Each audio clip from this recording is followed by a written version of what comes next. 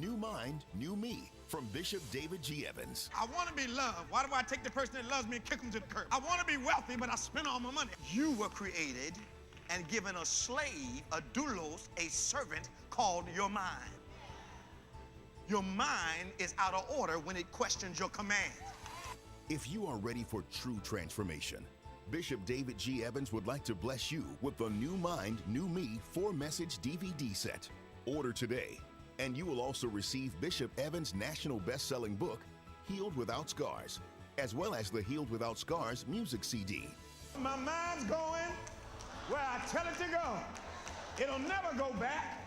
It's my mind. It's going to do what I say. All yours when you visit our website or call 1-800-591-8480 today. Be prepared to watch a new you emerge. It's now easier than ever to stay connected with David G. Evans and the Bethany Baptist Church family. Follow the ministry and rejoice in all that God is doing by following us on Facebook, Twitter, Instagram, and YouTube. On Facebook, you'll be up to date on the latest happenings. You can watch our Sunday services on Facebook Live, 8 and 11 a.m. Eastern. Here comes the power. Hallelujah. Words of wisdom and encouragement can be found on Twitter, and you'll get up-to-the-minute sermon points as they happen in our weekly worship services. Follow us on Instagram and be blessed by the inspirational and special moments that are highlighted each week, and meet the people who are the heart of our ministry. And if it's video you want, subscribe to the Bethany Baptist Church channel on YouTube. See the celebrations, the special events, and the many, many people who are helping to transform lives one at a time. Stay connected with David G. Evans on Facebook, Twitter, Instagram, and YouTube, and become a member of our broadcast family today. Adversaries come in many forms, but you will be victorious when you realize that worship is warfare. Adversaries are necessary because without them, you never really discover your purpose. We've accepted what somebody told us we were in our past. So our past is sabotaging our ability to hear instruction. We are not much unlike a battery. The negative is the thing that's needed to produce the power. I empowered you to overcome everything you've overcome up to this present moment. I fixed you for what's going to happen after this. You were in the mind of God long before you were ever born. You are not alone in your battle. God has your back because worship is warfare. Put these 4 messages in your arsenal today on CD or DVD. Equip yourself by visiting our website or by calling 1-800-591-8480.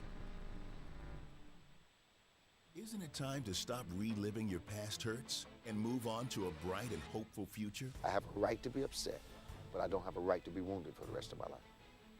So I choose to be healed.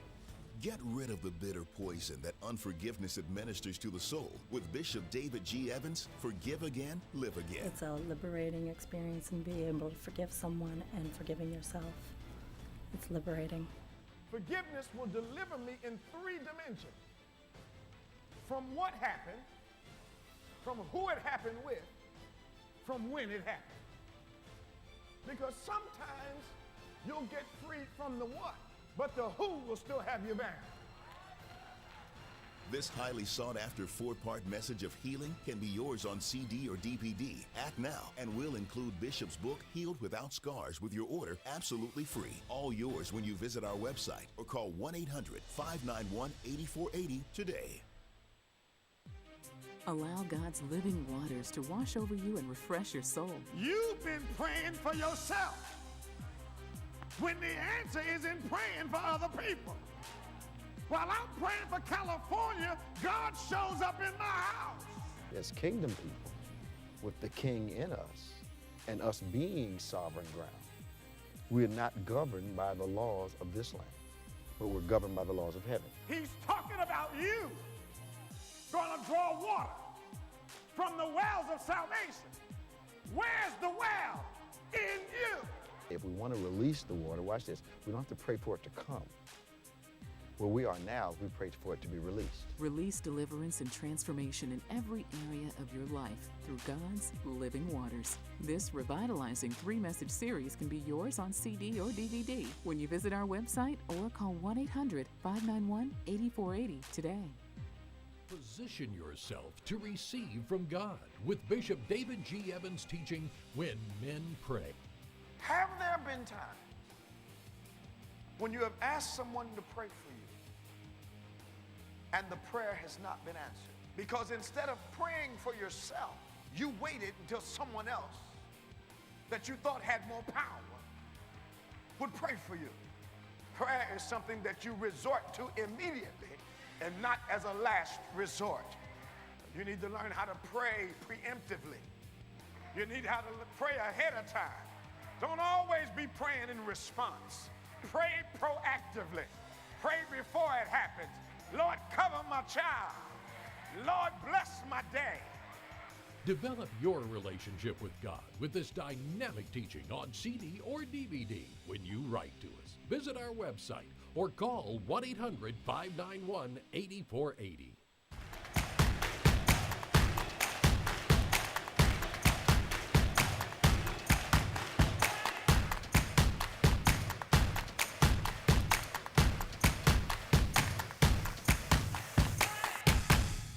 Well, praise the Lord, everybody. Welcome to On Point, the #1 Saturday morning Christian-based call-in talk show in America, live every Saturday morning from 9 a.m. to 10 a.m. on any smart device at David G. Evans 1. I would like you to please help us spread the word about On Point. You can like us, of course.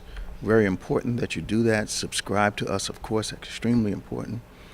Invite your friends to follow us and hit that notification button so every time On Point is on or anything connected with our platforms, you can join us in these great conversations. So like, subscribe, share, so others can join in these conversations. We're so glad you joined us today, as On Point is all about discussing the things that matter in life, and nationally, internationally, locally, from a kingdom biblical perspective, always from a kingdom perspective, so that we get God's view, a scriptural view of the events that are happening all around us. The Bible talks about the sons of Issachar who understood the times, but that was not enough, and they knew exactly what to do.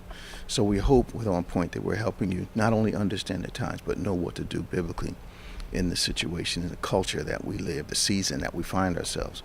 Of course, joining us once again is our world-famous co-host, Reverend Nicholas Smith. We invite you to give us a call today at 866-743-8267. That's toll free, 866-743-8267, 866-74-EVANS. Give us a call. How you doing this morning, man? Doing okay this morning. All right? Yeah, man, we here. Yeah, we here. I sometimes wonder what number of programs we are on as it relates to the On Point broadcast. How long On Point has been going on, what number of programs that puts us in. I don't even remember. We know it's been every week for because it was we've been here what 2000. Yeah, so 2022 we probably started back then with Pastor Kyle and when he was our partner up here. I knew I wasn't married, so it had to be 2005, 4. Okay. Somewhere around 2008. Okay.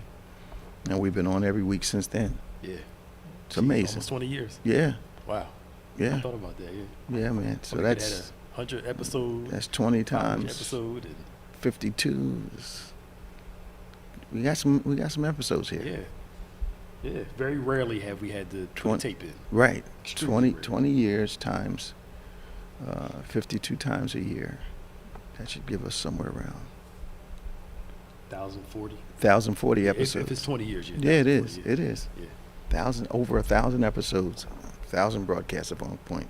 Some of you have been with us almost that long. If you have, call in this morning, if you're listening today, and tell us how long ago you joined us on Point. Now, 866-743-8267, toll free around the world, 866-743-8267. Now, you can also hit us up on Facebook this morning. Where else are we? YouTube also, and our website. And our website. You can hit us up on all those, have conversation with you. Don't want to call in, write in, and we'll respond to your posts. Facebook is a very good place if you're a Facebook type person. Now, a lot going on. Yeah. We don't normally get into personal stuff with people and the troubles that they get, and I think that's one of the hallmarks of our program. And it may it may not afford us to do a lot of drama, like a lot of programs go for that drama so they can get some listeners and followers and all, but we don't do that. And we're certainly not going to start. What do you think the political impact of what has happened with Herschel Walker is going to happen? Do you think it's going to change the vote? You don't think it's going to change it at all? No, this is where I not getting into his personal life in detail. No, that's his business. But what it shows me is the contradictory nature of conservative. Yeah, we've been saying Christian that for years. Yeah, we've been saying that for years. Now all of a sudden, family values aren't that important.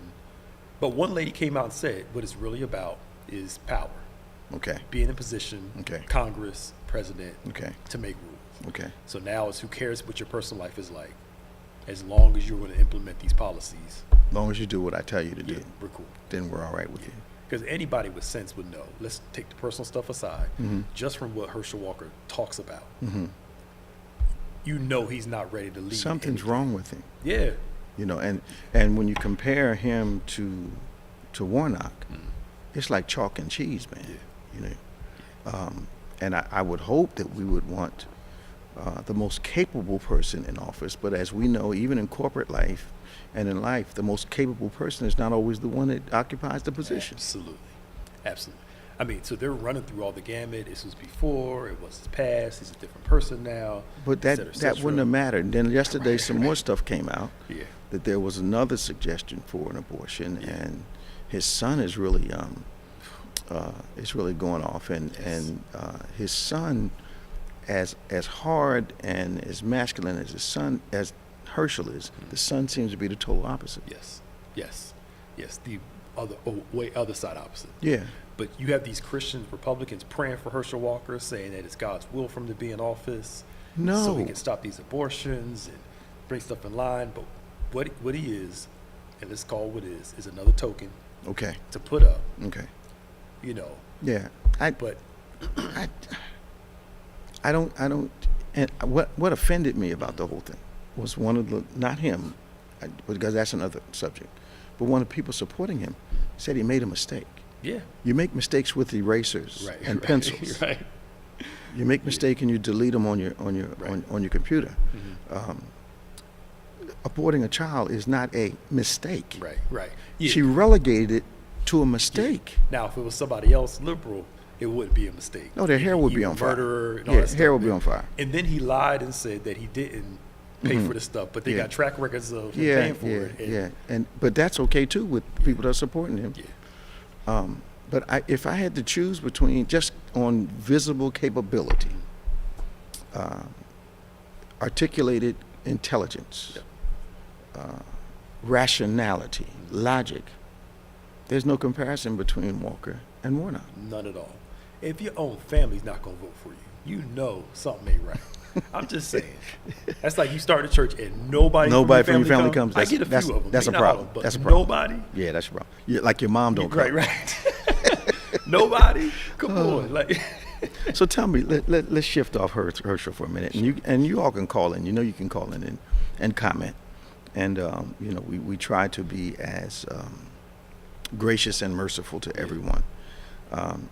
How do you feel about Biden pardoning all federal offenses of simple marijuana possession? I'm actually fine with it. Okay, tell me why. Because he's not pardoning people that are out there like selling drugs and all that stuff like that. Okay. So somebody was caught with like a dime bag of weed. Okay.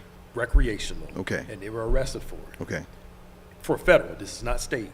Okay. This is not for future offenses. These are all previous offenses on a federal level. Okay. Previous offenses. Previous offenses on a federal level.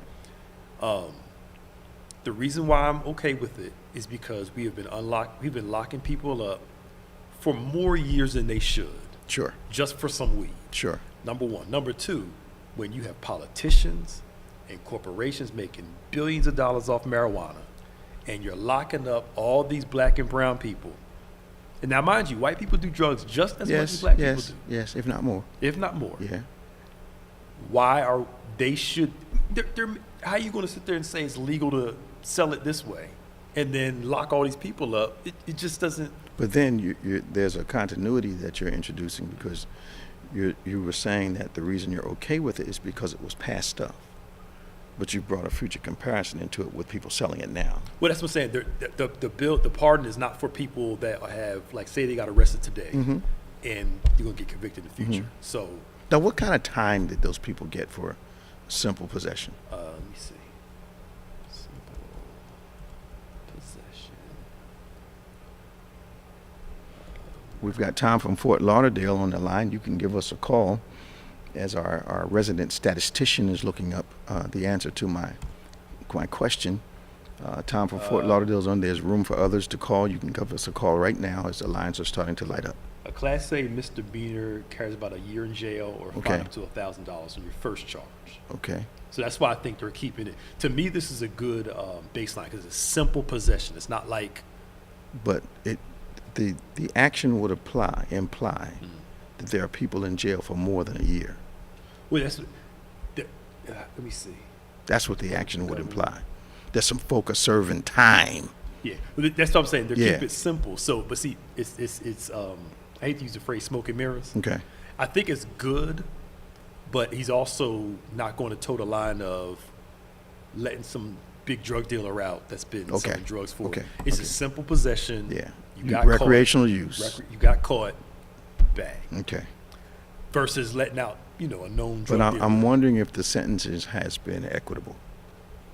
See, that's the thing. It's not really going into details of how. Because the law much. at times has not made sense to me. Like you have that woman in Texas who was directed to go register to vote. Mhm. She did what she was told to do, Yep. and they sent her to jail for a number of years. Mhm. I don't get the correlation between that Yep. and you drunk drive, kill somebody, Right. And you get and they give you 6 months 6 months. Yeah. probation, depending on who you are and what you know. Yep. Totally agree with you. And the whole when you get out of, we have to do a better job at when our inmates get out of jail of helping them assimilate back to life. Mhm. They have to have some restrictions. I'm not saying take them all away, Absolutely. but the harshness of the system leads it leads them right back to going back to jail if they made one small mistake. I'm not, this could be naive on my part. I'm not sure that the system, let's call it that, is appropriately responsive to different situations. Right. I think there's a blanket thrown over, there's a 20-year blanket in jail thrown over something minor, and a 20-year blanket thrown over something that should be life. Yep. Yes. And it just does not seem to, the law at times does not seem to apply appropriately to a situation. Yeah. So yeah, it's really just simple. So I'll give him this because again, it's just, but there are people who got caught with it. If you didn't have a good lawyer Mm-hmm. and you're in a certain situation, you getting a year to 3 years just for walking around. But that's another inequity of the legal system. I have an acquaintance who is a pretty high-powered lawyer, Mm.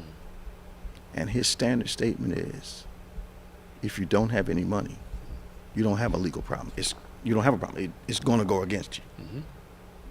But if you got some, you get some representation Yep. that is, can perform.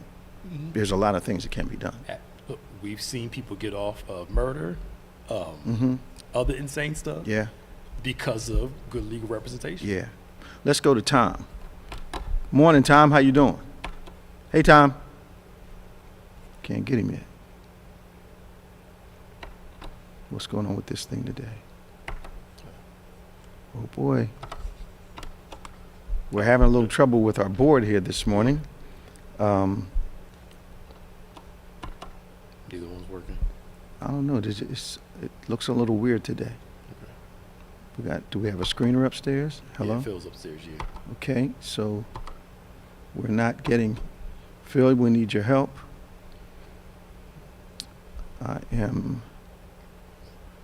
Okay, we lost Tom. Tom's going to call back. Whoever's on line 3. Not getting it.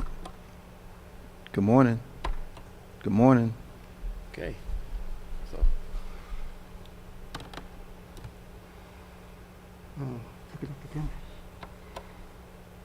Morning.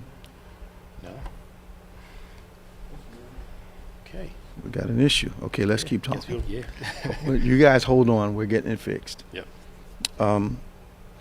Or if Tom, if you are online, you can throw us your question or your comment, and we will respond to it, of course. It's weird. They're blinking at different rates, too.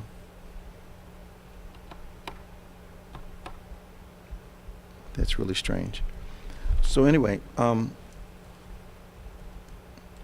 I'm becoming more discouraged with the American political scene because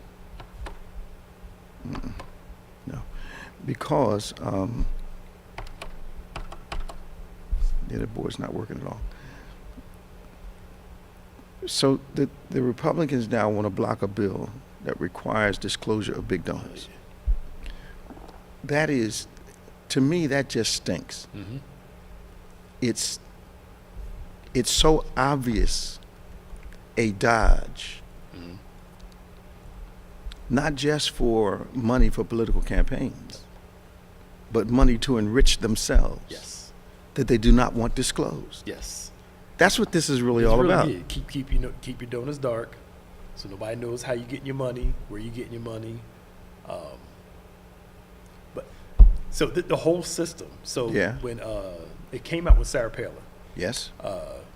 when you were allowed to donate to a campaign, Mm-hmm. I think he's on there. Is it on there? Tom? Hey. Hey, Tom, man. hey, Tom. How you doing? We got another line blinking. You guys can start calling in again. Good morning, Tom. Yeah. Also, we're going over the air live right now because I know this is no delay, so you know. Yeah. Yeah, right. Yeah, so you got to be careful what you say, Tom. I'm never going there. I'm never going there. But, Bishop, a couple things, though. Yeah. First is you were asking people who've been on the show a long time. Yeah. I stopped around 2012. Okay. But 2006 is when I started. Wow. And you used to have this guy called Roger. Yes. I used to get a kick out of him. Yeah, Roger was a out there. character. He was a character. Yeah. Yeah, and Yeah, Roger was one of our longtime callers. He was faithful, too. Yeah, he was. yeah. So I started calling around that time. Then when I moved to Florida, I kind of backed off. But then I guess now about 2-3 years again. But Yeah. So I 2006 love is when you started with us. Yeah. I just Wow. love being able to air my view with so many people and get in something. Yeah. Now, Bishop, you were talking about the marijuana thing. Yeah. It varies from state to state, but the other part is when it comes to drugs and brown people, Mm-hmm. this new epidemic with the fentanyl, as you notice, they treat it very different than crack because of who it's affecting.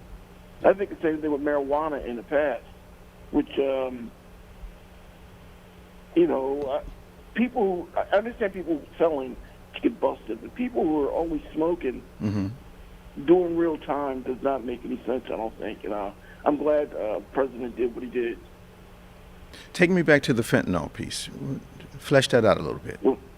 Well, fentanyl, especially if you look right across the bridge in Philadelphia, Mm-hmm. you have people, it's a replacement for heroin. A lot of people are dying over it. Yeah. And people are saying how bad it is, and these people shouldn't go to jail. They need to go to rehab. And police aren't going after the, they're going after the dealers. They're not going after the victims of fentanyl compared with crack cocaine. They went directly after both. If you were caught with just a little bit of crack cocaine, you're doing major time. If you're caught with just a little bit of fentanyl, you're a victim of the fentanyl. Is that because of who the customer base is? I think part of it is because some of the way, from my understanding, it may not be true of all of it, total, but a lot of the people buying the drugs don't know there's fentanyl in there. Okay. They're mixing it in there. That's why you're seeing all these deaths pop So up. they're using it as a, rather than baking soda and all that? They're using stuff. Okay. Like one kid, for instance, his crazy. This one drug dealer had his nephew, I believe, helping him put the drugs together. That was over here. That was over here. You Yeah, remember that? yeah. And died from Yeah, just the putting it exposure. together. The exposure of it. Fentanyl is that deadly. Yeah. So Michael K. Williams, the actor, a couple comedians and stuff, just over the last year have died from fentanyl. Michael K. Williams died from that? Yeah, the actor, yeah. I knew. I thought it was drug related. I didn't know it was fentanyl. It was fentanyl in there. And they went after his drug dealer Okay. because obviously he didn't know there was fentanyl in there. Wow. But the whole When I crack read- cocaine versus powder cocaine thing, from the 80s is, Yeah. Yeah. And getting something back to fentanyl, when I get off the radio, I'm going over because I volunteer at Salvation Army sometimes. Mm-hmm. And there's a lot of people that come through that are going through rehab. Okay. And as of, I'm going to say a couple of weeks ago when I was there, 90% of the heroin addicts Yes. who got checked found out they had no heroin. It was all fentanyl. What? It's hitting the street. Yeah, It's big on the streets. It's in Philadelphia, over on I can't think of the name of the main boulevard over there, where white folks are dying like crazy. It must It's be mainly easier. It must be easier to process, Cheaper. and cheaper. cheaper to much produce. Wow. Yep. And I talked to a drug dealer once, and his rationale was that he only sold it. He wasn't making people use it. Yep. So if they died or if there was violence, he felt no responsibility. Yeah, that's the sad part about it. Yeah. Matter of fact, down here in Fort Lauderdale area, Narcan, which is the thing that reverses it, Yeah. police give it out constantly to drug folks. Like to give it out candy just so they can save lives. So that But my point being is, since it's a heroin fentanyl thing, it's more of a Caucasian thing than cocaine and crack. And they look at it very differently. It's how can we support these people and get them off? It's not how can we arrest these people and incarcerate them. It's very different attitude about this drug compared to crack. And like I said, I'm just glad, getting back to the pot thing, dealers need to be prosecuted. Users, they need help. you think recreational as well as addictive people should be treated the same? Not when it comes to heroin and fentanyl, but when it comes to pot smokers, probably. And I hate to say the other dark side of the pot thing. I think the government has two parts in this. They want the tax dollars out of legalizing marijuana. Well, that's why they legalized it. I know in our neck of the woods, I don't think I've ever driven past the marijuana store and there not been a line outside. Yep. And I don't mean two people. I mean wrapped around the building. Yep. And it doesn't matter what day of the week it is. Yeah. Yeah. In the rain too. I didn't realize that there was a pot operation that close to where we live. So I'm riding down the street, I see this thing, it says botanist on the outside. And I'm like, oh, You think it's a garden I'm place? that plant store. A fancy name for the florist, you know. And then I said, it's curious. I looked it up. I Googled it, and bang. And I realized people are standing in line to get marijuana. Yeah. And don't think our that tax dollar isn't influencing politicians and other people want to get their fingers in that. Oh yeah. It does. Well, I watched an expose on it, and the larger dealers are driving the smaller ones out, and there's millions of dollars in taxes, financing loans for properties so they can expand operations, and purchasing all kinds of land all over the place, and it's. I was like, what the heck? They are. I mean, you look at the old was it Boehner? That was his name. The old Congress.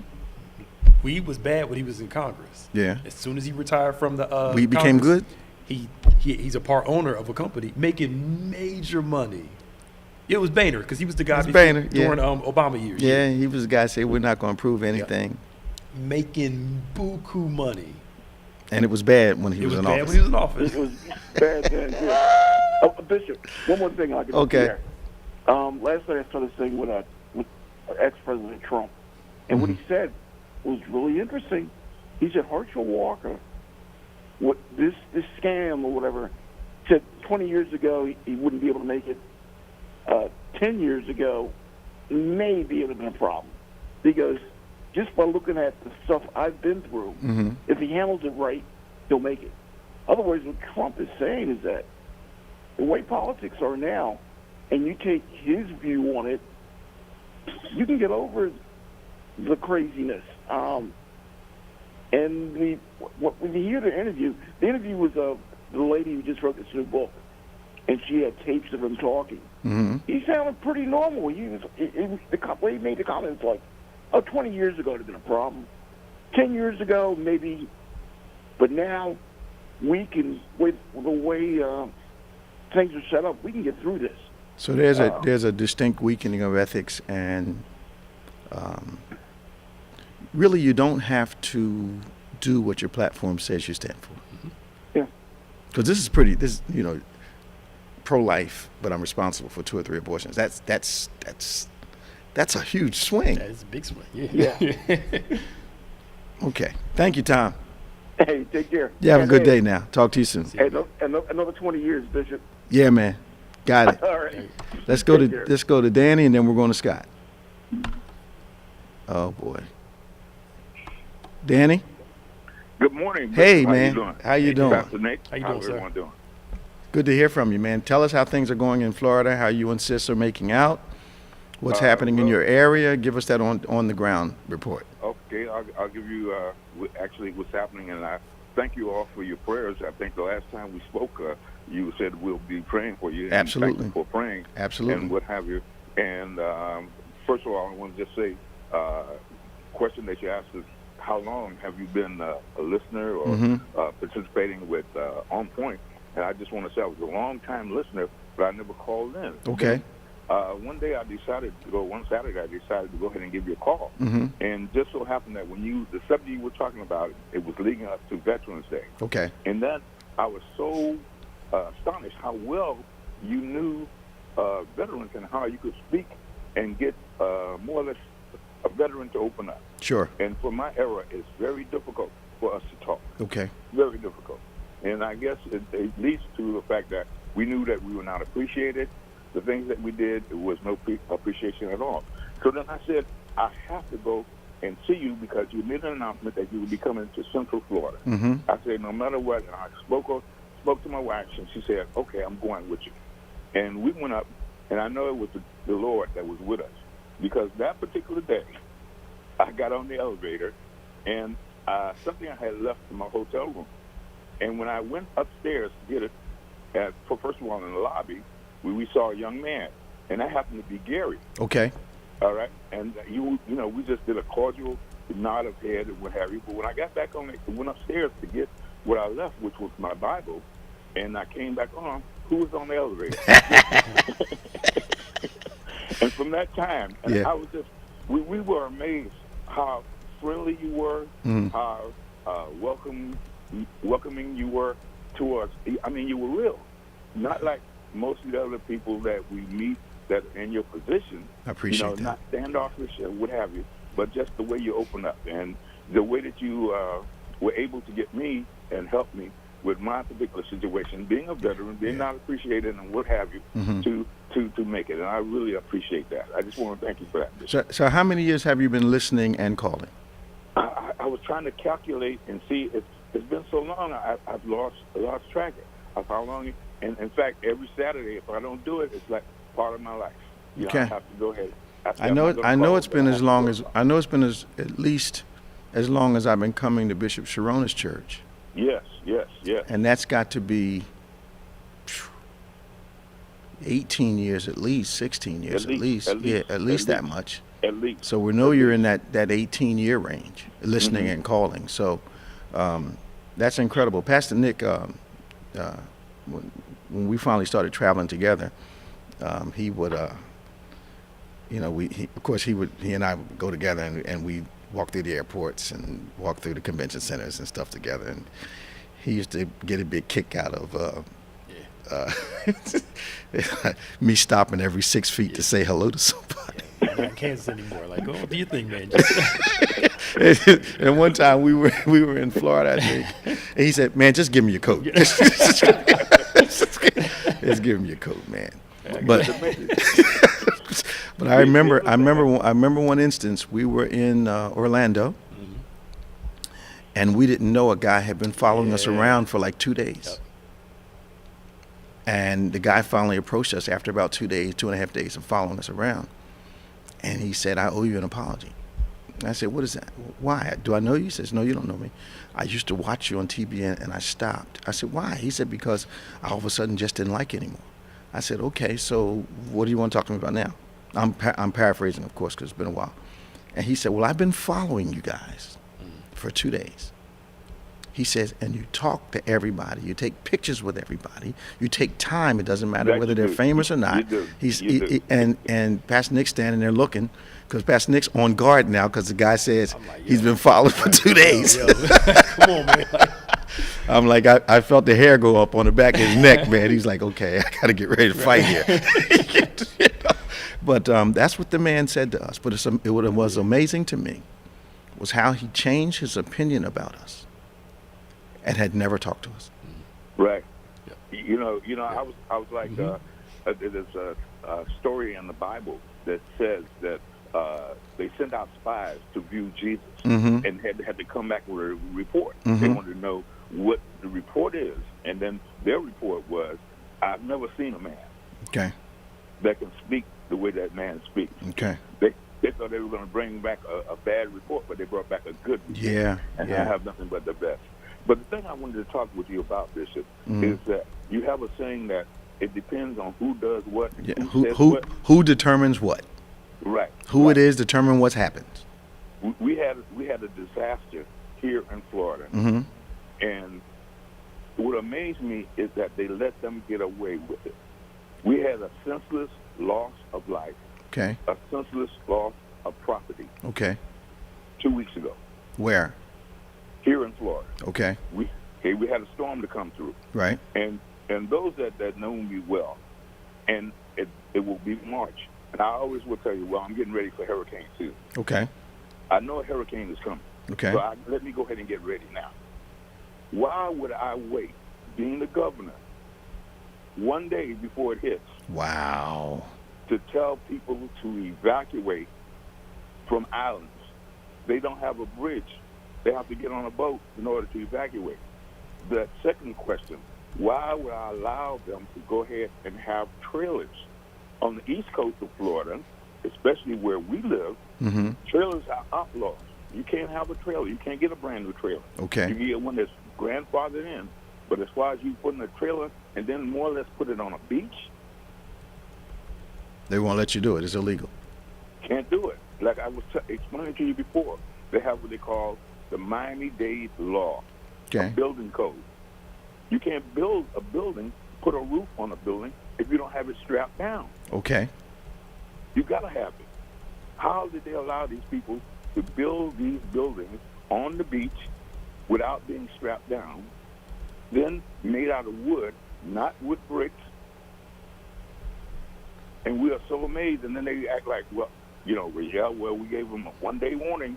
No, in order to do that, to evacuate, you need at least 5 days to a week to get out. True. How can all of these people get on one bridge to get out? Because they can't. And they just let it go by. Nobody addressed that. No one addressed it at all?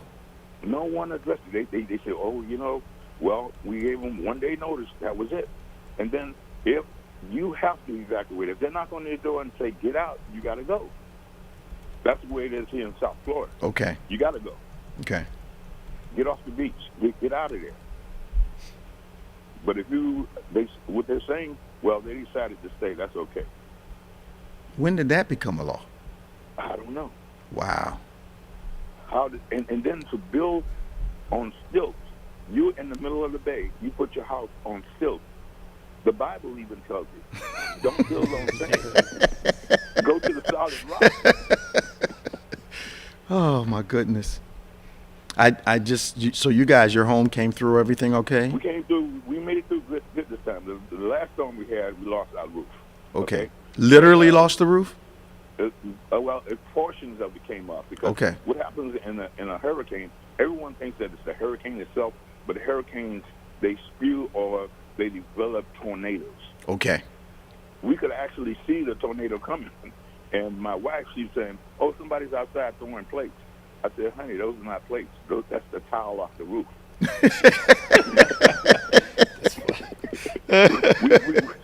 we literally have clay tile on our roof. Okay. And we don't have the regular asphalt tile. Okay. We have clay. Okay. That gives you extra weight. And that was, some of our tile was thrown, the force of the tornado put it 2 feet in the ground. Really? The tile. That's how much force. I mean, we had street name signs 5 blocks away that ended in our yard. Amazing. Because most people don't know that hurricanes birth tornadoes. Yes. Yeah. Yes. They just pop out of them. Well, man, I'm glad you guys are okay. Yes. And I know my sister had all the supplies there. All the supplies. We had water for the neighborhood. I must compliment her on that. And she does. She prepares us, gets us ready. In fact, when we were getting ready we were doing a little remodeling. The thing now is showers. Everyone wants to go ahead and have a shower in the restroom.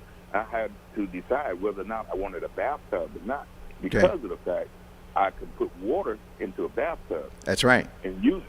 That's right.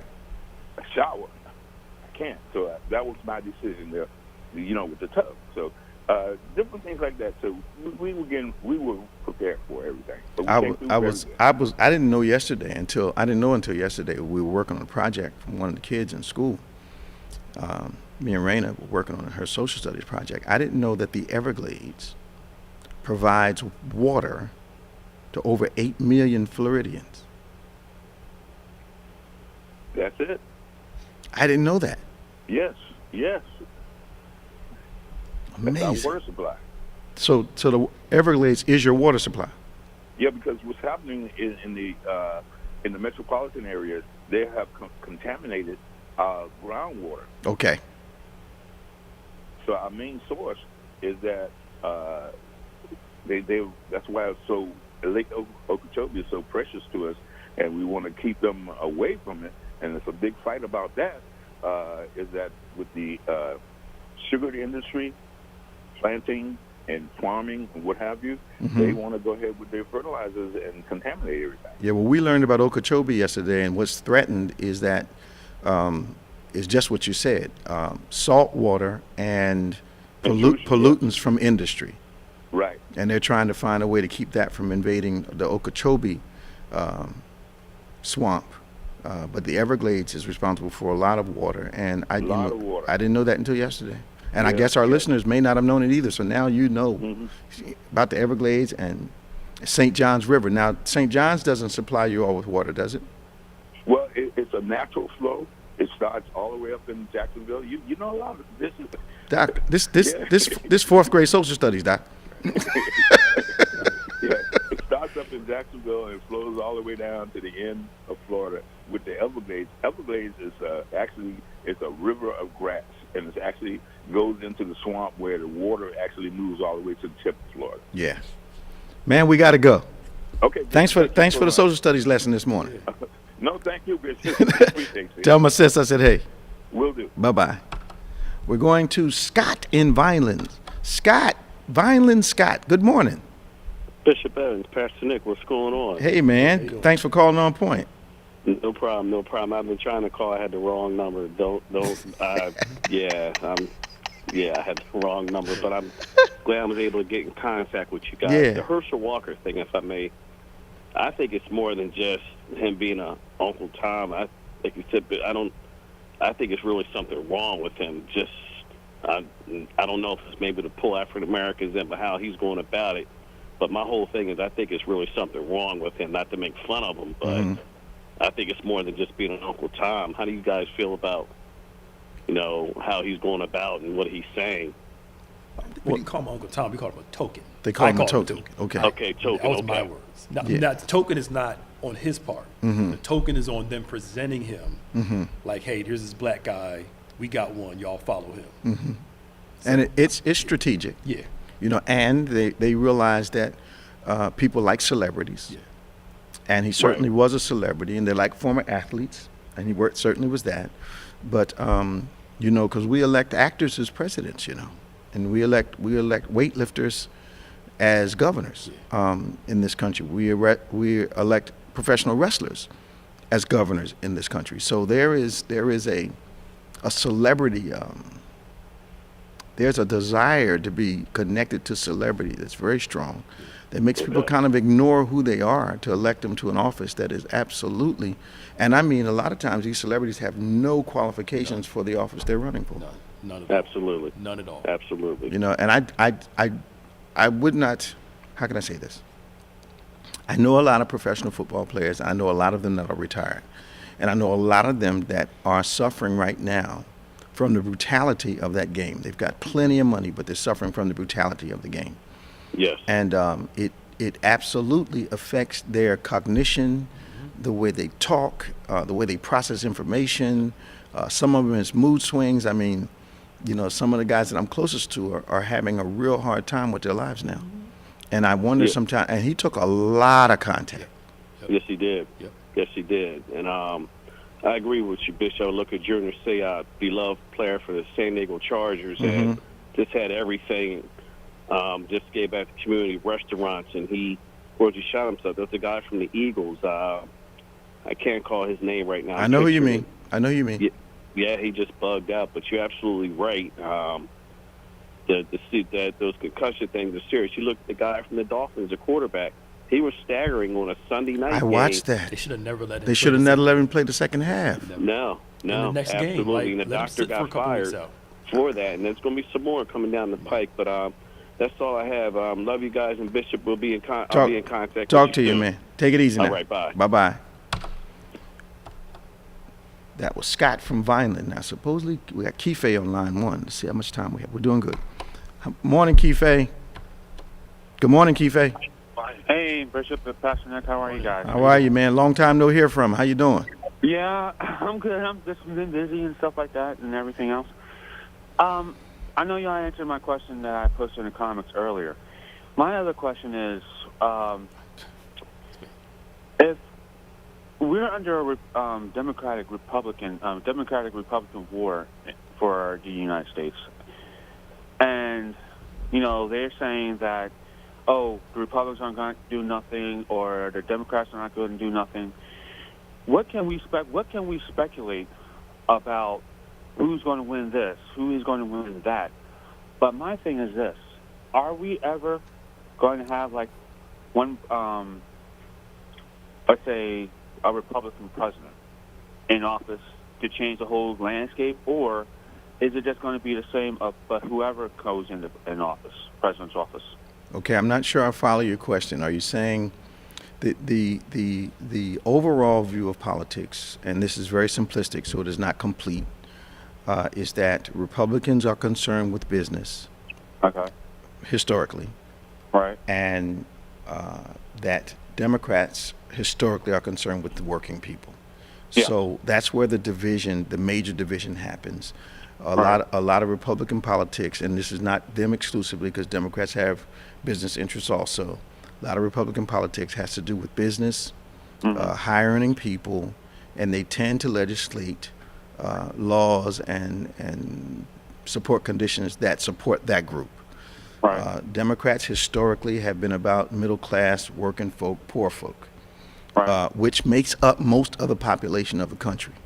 Right. So the emphasis for the two parties seems to be less people with Democrats, more people with Democrats and less people with Republicans. We've always said that the Republicans don't seem to be as concerned about the working man.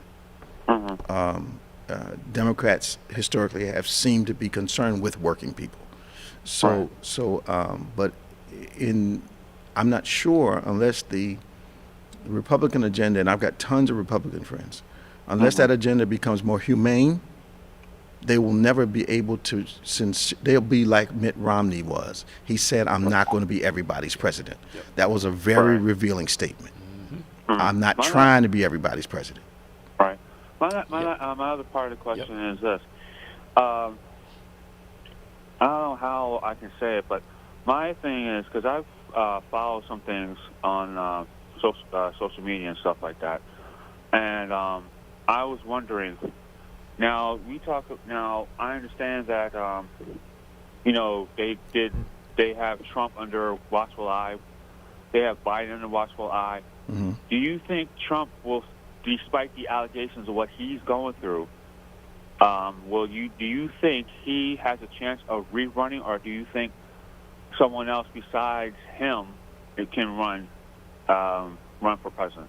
I think he's making some critical mistakes. Okay. I think number one, his legal problems are just mounting up. I think the Southern District of New York is for him the worst possible district that you want pursuing you, because they pursue mobsters and security exchange criminals. They go after money people. Uh-huh. So to have them on his tail is not a good thing.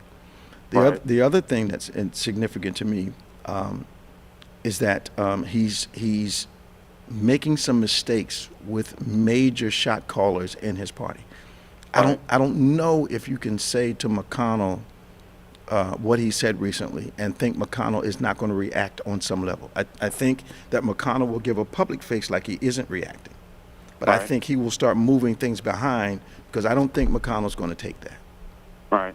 And he's made those kinds of mistakes with people that kind of disagree with him, and then I think McConnell's going to be a little different than Cruz maybe. Mm-hmm. I don't think McConnell's going to sit by while this guy insults his wife. Right. He's too political savvy to. Yeah, he's not going to just react. Yeah. But he will plot. Yeah, I'm sure. And my last thing, and then I know you guys got to go. What is the probability of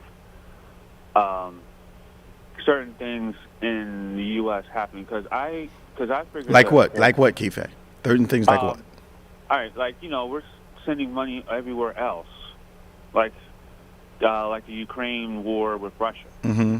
and we're sending our troops over there. I can understand all that, but do they think of fixing their own backyard with problems in the U.S.? The alarming part about American politics is this: we will send $100 billion overseas. Right. And say that's a good use of funds. Okay. But we won't spend $20 billion to eliminate homelessness and hunger in the United States. Right. It is the inequity and the lack of responsiveness to the real problems of our own country. But you notice how quickly the money was approved to help. I always get ready to call them more so. Where are they fighting the war at right now, Keith? Ukraine. Ukraine and Russia. Yeah, Ukraine. So you notice how fast the money was legislated. I mean, it was almost like it was overnight. Right. And actually, in our American process of politics, that was overnight. Mm-hmm. When it takes years to get something passed that's going to help people that are living right here in this country. Right. Like, I've got a pet peeve. I think that the veterans' hospitals should be the finest hospitals in the country, if not competing with the finest hospitals. Right. I don't see why veterans feel as though, well, I don't want to go to the Veterans Hospital. I want to go somewhere else because I'm not going to get the right care there. I think that's a travesty. I don't think veterans should be homeless. Right. I don't think homelessness should be a problem in a nation that can consistently send hundreds of billions of dollars to other countries to help rebuild something. Mm-hmm. And I don't mind them doing that, but if you're going to do that, why not spend some money here at home? Yeah. Yeah, that's exactly where I'm coming from. Fix the darn roads. Yeah. Get rid of homelessness. Feed some folk. Yeah. I mean, why is that such a cognitive problem? Right. That stupid belief that you have the benefit of living in America, you can make it like everybody else. You can't. And that's the problem. Come on. That's the problem right there. It's not equal. Yeah, it's not equal. And then the foreign countries that we do help out, let's be real here, they're only in the best interest of the United States. Absolutely. Because other countries that are going through the same thing, we're not helping, we're not sending no money. Let's be real here. But all right, let's get in closer to home. Yeah. Yeah. So we got immediate responses to the hurricane in Florida and in the Carolinas. I sent my prayers out to Florida on that one. But Puerto Rico is still suffering from the last hurricane. Absolutely. Oh yeah, they are. Yep. Who determines what? Who determines what? I sent my prayers out to Puerto Rico and Florida because they're the hardest hit because they're surrounded on both sides of water. You know, so all those islands that are attached to us, connected either U.S. or whatever they call it, relationships. Yep.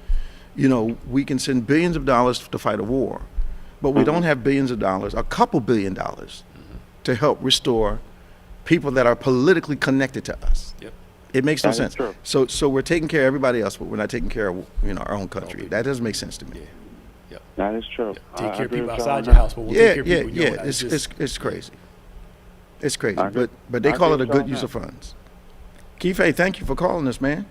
No problem, man. No problem. Good talking to you. God bless you and happy pastoral week. Thank you. Anniversary. Thank you. All right. Bye-bye. So this month is our, what number church anniversary is this? 55 years, I believe, yep. 55? Yep. We just getting to be a senior citizen? Yeah, right, yeah. Start getting Got a young church, man. 55 years. We're celebrating church anniversary this month. I believe it's the fourth Sunday of this month. Yes, sir. So we want everybody to prepare. Of course, our members know what we normally traditionally do. We have an anniversary offering. Is that one of our first fruits offerings? The 23rd, another first fruit offering, yes. Yeah, another first fruit offering this month as we prepare to celebrate 55 years of our church being in existence, which is amazing. The journey has been wonderful. We want everybody to join us tomorrow, 8 a.m. virtually, of course, 11 a.m. we have a live service. Of course, we are observing all of the protocols we need to observe to keep your family safe. I'm a little disturbed, Pastor Nick, because I understand there are some people that disagree with the fact that we're trying to keep their family safe. It doesn't make any sense. The casual attitude towards safety, not wanting to do what needs to be done to keep the families of the church safe, not just the members of the church, but their families. I find that to be a little alarming. That people would have a problem with the protocols we're putting in to keep them safe and to keep their families safe. Yeah. But this is what we have to do to make sure that your exposure here is minimal. So we encourage people to register, follow the protocols. We're having a tremendous time in church. We are keeping the numbers limited. I hear people are saying that not a lot of people are coming back. They don't know. We're keeping the numbers limited on purpose. It's not that people aren't coming. We're holding the number so we can manage the number, so we can manage the exposure and make sure we continue to do the right things as the number increases. We're going to increase it again this month. We'll probably increase it next month depending on how things work out. So just be patient, register for service, come on and join us. If you don't want to do that, join us online because we're having a tremendous time in the Lord. So 11 o'clock will be live indoors tomorrow for those who register. And registration for next week's service starts tomorrow. Is that right? Tomorrow at 6 o'clock, yeah. Tomorrow at 6 p.m. Is that Sunday at 6? Sunday at 6. Every Sunday at 6. Sunday at 6. Yeah, that is tomorrow, isn't it? Yeah. All right, Sunday at 6. Sunday at 6. Our Harvest Festival is coming up. Tell us a little bit about the Harvest Festival, Pastor Nick. Outdoor festival. We're going to have a whole harvest theme with the corn stalks, all that stuff out there. We're going to try to do a bonfire, trunk or treat for the kids. They can walk around, get candy from people's cars, games, music, all that good stuff, food. Yeah. The funnel cake truck is coming this time. Okay. So we'll have that on the 28th. Now they promised me last time it didn't show up, but it's going to show up this time. Yeah. Praise the Lord. If I'm going off the wagon, yeah, I'm gonna go off because of funnel cake. Well, I got some last time, so you didn't get it last time. I didn't get any last time. Chef was making them. Yeah, but they said he had to stop because something happened. Because something happened to the machine. To the fryer. Yeah, man. Yeah. I went to get one and it was like, ain't none. Ain't none. Sorry. I was like, so we invite everybody to the Harvest Festival on the 28th of this month. Now, of course, if you have a prayer request, send that to social@gotobethany.com. That's social@gotobethany.com. And always remember, subscribe to David G. Evans 1 and BBC of NJ. That's David G. Evans 1 and BBC of NJ on YouTube. And subscribe to our podcast platforms, DGEMS, DGEMS, and OnPointe. Those are our podcast platforms. For Pastor Nicholas Smith, I'm Bishop David G. Evans. We're so glad you joined us today. Thank you for making the program a success once again. We want you to remember now, faith acts like a thing is so, even when it's not so, that it might be so. Stay strong. We look forward to seeing you in worship tomorrow. And remember, God loves you, and we do too.